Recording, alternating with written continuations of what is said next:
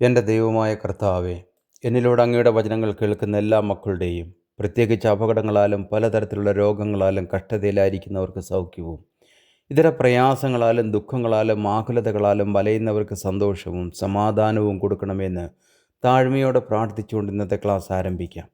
ഇന്ന് നമ്മൾ പഠിക്കുന്നത് വിശുദ്ധ ലൂക്കോസ് എഴുതിയ സുവിശേഷം 3-ാം അധ്യായമാണ്. എല്ലാവരും തയ്യാറല്ലേ? വിശുദ്ധ ലൂക്കോസ് എഴുതിയ സുവിശേഷം 3-ാം അധ്യായത്തിൽ പ്രധാനമായും യോഹന്നാൻ സ്നാപകൻ്റെ ശുശ്രൂഷയും യേശുവിൻ്റെ സ്നാനവും മറിയയുടെ വംശാവലിയുമാണ് നമ്മൾ കാണുന്നത്. ചുരുക്കത്തിൽ നമുക്കിങ്ങനെ പറയാം: 1, യോഹന്നാൻ സ്നാപകൻ്റെ പ്രസംഗം; 2, യേശുവിനെക്കുറിച്ചുള്ള പ്രവചനം; 3, യേശുവിൻ്റെ സ്നാനം; അവസാനമായി നമ്മൾ കാണുന്നത് മറിയയുടെ വംശാവലി. 1 മുതൽ 2 വരെയുള്ള വചനങ്ങൾ. തിബരിയോസ് കൈസരുടെ വാഴ്ചയുടെ 15-ാം ആണ്ടിൽ പെന്തിയോസ് പീലാത്തോസ് യഹൂദ നാട് വാഴുമ്പോൾ ഹെരോദാവ് ഗലീലയിലും അവൻ്റെ സഹോദരനായ ഫിലിപ്പോസ് ഇത്തുറിയ, ത്രക്കോണിത്തീസ് പ്രദേശങ്ങളിലും ലൂസ്യാന്യാസ് അബിലേനയിലും ഇടപ്രഭുക്കന്മാരായും ഹന്നാവും കയ്യാഫാവും മഹാപുരോഹിതന്മാരായും ഇരിക്കും കാലം സക്കറിയാവിൻ്റെ മകനായ യോഹന്നാന് മരുഭൂമിയിൽ വെച്ച് ദൈവത്തിൻ്റെ അരുളപ്പാടുണ്ടായി. ആരാണ് തിബേരിയോസ് എന്ന് നോക്കാം. തിബേരിയോസ് കൈസർ എന്ന് പറയുന്നത് അന്നത്തെ റോമൻ ചക്രവർത്തിയാണ് സൂചിപ്പിക്കുന്നത്. പുള്ളിയുടെ പൂർണ്ണമായ പേര് തിബേരിയോസ് ജൂലിയസ് സീസർ എന്നാണ്. റോമൻ സാമ്രാജ്യത്തിൻ്റെ 2-ാം ചക്രവർത്തിയാണ് തിബേരിയോസ്. തിബേരിയോസിൻ്റെ ഭരണകാലം ക്രിസ്തു വർഷം 14 മുതൽ 37 വരെയായിരുന്നു. ലൂക്കോസ് 3:1 നമ്മൾ ഇങ്ങനെ വായിക്കുന്നു: തിബേരിയോസ് കൈസരുടെ വാഴ്ചയുടെ 15-ാം ആണ്ടിൽ എന്ന് പറയുന്നത് ഏകദേശം ക്രിസ്തു വർഷം 28 മുതൽ 29 വരെയുള്ള കാലഘട്ടത്തെ സൂചിപ്പിക്കുന്നു. അത് യോഹന്നാൻ സ്നാപകൻ്റെ ശുശ്രൂഷ ആരംഭിച്ച സമയത്തെ ചരിത്രപരമായി അടയാളപ്പെടുത്താൻ ഉപയോഗിച്ചിരിക്കുന്നു.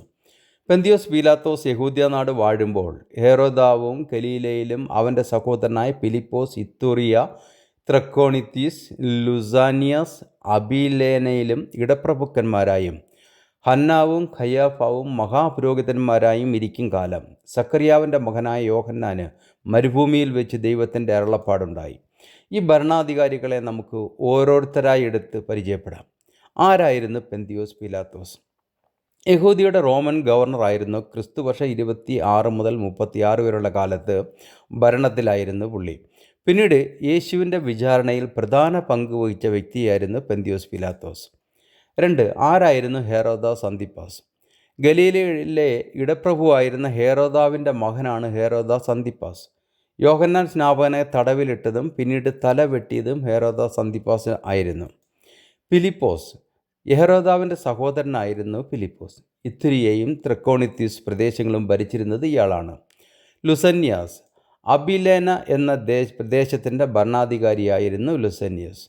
ആരായിരുന്നു അന്നാസ്? മുൻ മഹാപുരോഹിതനെന്ന് മാത്രമല്ല, യഹൂദന്മാരുടെ മതജീവിതത്തിൽ വലിയ സ്വാധീനമുള്ള ഒരാളായിരുന്നു അന്നാസ്.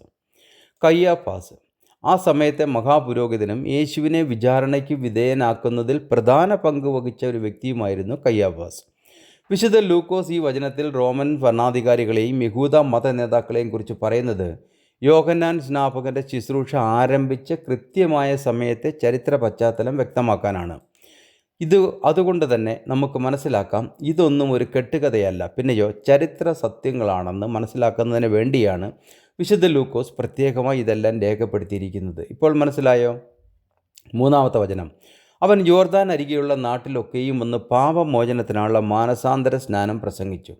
ജോർദാൻ അരികെയുള്ള നാട്ടിലൊക്കെയും എന്ന് പറയുന്നത് എവിടെയാണെന്ന് ആരെങ്കിലും ചോദിച്ചാൽ ഇത് ജോർദാൻ നദിയുടെ കരയിൽ എവിടെയോ ആണെന്ന് പറയാം. കാരണം അന്ന് ഇസ്രായേലും ജോർദാനും ഒക്കെ ഒറ്റ കരയായിട്ടായിരുന്നു കിടന്നിരുന്നത്. യേശുവിൻ്റെ കാലത്ത് ബഥനിയുടെ അപ്പുറം ജോർദാൻ ആയിരുന്നു എന്ന് ചരിത്രം പറയുന്നു.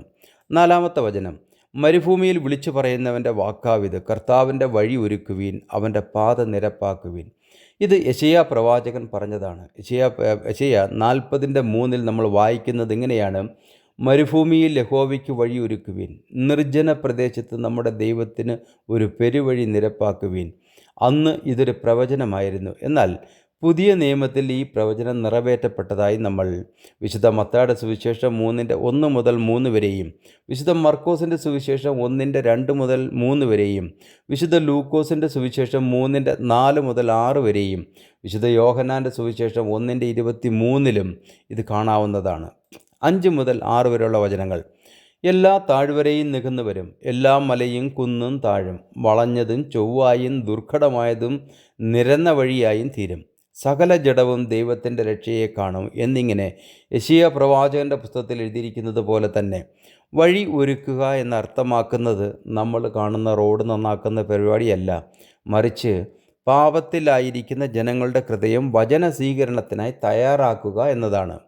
പാത നിരപ്പാക്കുക എന്ന് പറഞ്ഞാൽ ആ പാപത്തിൽ നിന്ന് തിരിഞ്ഞ് ദൈവത്തിലേക്ക് അവരെ അടുപ്പിക്കുക എന്നതാണ്. മറ്റൊരു രീതിയിൽ പറഞ്ഞാൽ യേശുവിൻ്റെ വരവിനായും മനുഷ്യർ മാനസാന്തരപ്പെടണം എന്ന് ജനത്തെ ഉദ്ബോധിപ്പിക്കുക എന്നതാണ് അർത്ഥമാക്കുന്നത്. അല്ലെങ്കിൽ രക്ഷയുടെ വചനങ്ങളെ ശ്രവിക്കാൻ അവരുടെ ഹൃദയത്തെ ഉണർത്തുക എന്നതായിരുന്നു യോഹന്നാൻ്റെ ലക്ഷ്യം.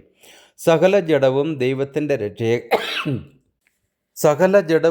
ദൈവത്തിൻ്റെ രക്ഷയെ കാണും. ഇത് യെശയ്യാ പ്രവാചകൻ്റെ പുസ്തകം 40:5 നിന്നുള്ള വചനത്തിൻ്റെ പൂർത്തീകരണമാണ്. സകല ജഡവും എന്നതുകൊണ്ട് അർത്ഥമാക്കുന്നത് മുഴുവൻ മനുഷ്യകുലത്തെയുമാണ്. ദൈവത്തിൻ്റെ രക്ഷയും മഹത്വവും ഒരു ജനതയ്ക്ക് മാത്രമല്ല, സകല മനുഷ്യർക്കും വേണ്ടിയാണെന്നാണ് ഇവിടെ വ്യക്തമാക്കുന്നത്. ഇന്നത്തെ ക്ലാസ് ഇവിടെ അവസാനിക്കുന്നു. അടുത്ത ക്ലാസ്സിൽ വീണ്ടും കാണുന്നതിനായി കർത്താവായ യേശു ക്രിസ്തു നമ്മെ ഏവരെയും അനുഗ്രഹിക്കുമാറാകട്ടെ എന്ന പ്രാർത്ഥനയോടെ ബെഞ്ചമിൻ കോശി.